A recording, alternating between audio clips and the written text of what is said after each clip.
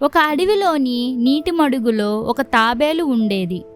ఓ రోజు సాయంత్రం అది నీటిలో నుంచి బయటకు వచ్చి ఒడ్డుపై నెమ్మదిగా అటు ఇటు తిరగసాగింది. ఇంతలో అక్కడికి ఒక నక్క వచ్చింది. దాన్ని చూసిన తాబేలు నీటిలోకి వెళ్ళిపోవాలనుకుంది. కాని అంతలో నక్క దాన్ని చూడనే చూసింది. వెంటనే తాబేలు కాళ్ళు తల లోపలికి లాక్కొని కదలకుండా ఉండిపోయింది. నక్క దాని దగ్గరకు వచ్చి పట్టుకొని చూసింది. పైన డొప్ప గట్టిగా తగిలింది. తాబేలును తిరగవేసి మూతిని దగ్గరగా పెట్టింది. నక్క తనని గమనిస్తున్నంతసేపు తాబేలు ప్రాణాలను అరచేతిలో పెట్టుకొని ఊపిరి బిగపట్టి కూర్చుంది. తప్పించుకునే మార్గం కోసం తీవ్రంగా ఆలోచించింది.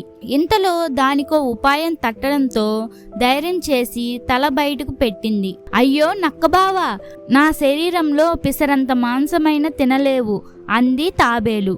ఏమీ అర్థం కాక నక్క అయోమయంగా చూసింది. తాబేలు మళ్ళీ ఇలా చెప్పింది, నా శరీరం తీరే అంతే నక్క. నీటిపైకి రాగానే గాలి తగిలి గట్టిపడిపోతాను. మళ్ళీ నీళ్లు తగిలితే వెంటనే మెత్తబడతాను. అందుకే నువ్వు నన్ను కాసేపు నీటిలో నానబెట్టు, ఆ తరువాత కడుపార తినొచ్చు అని చెప్పింది.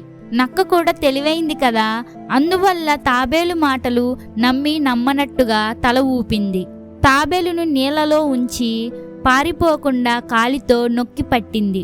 అప్పుడు తాబేలు తెలివిగా, నక్క, నేను పూర్తిగా నానాను, కానీ నువ్వు కాలు పెట్టిన చోట నానలేదు అంది. దాంతో నక్క కాలు పైకి తీసింది. వెంటనే తాబేలు నీటిలోకి జారుకుంది.